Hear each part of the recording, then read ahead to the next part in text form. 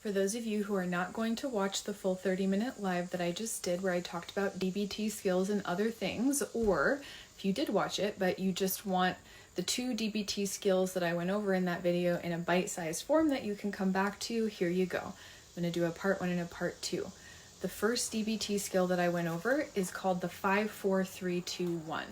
So it's about engaging your 5 senses. What's one thing that you can see, taste, smell, touch, or hear? And you're gonna go through and name 5, right? Name 4, name 3, name 2, name 1. Doesn't matter the order.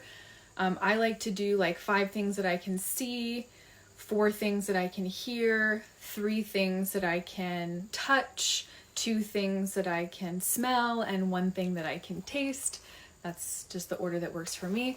It's really important to understand that these are distress tolerance tools, and we want to be practicing them not just when we're distressed, but when we're not, so that it's easily accessible or more easily accessible to us when we are.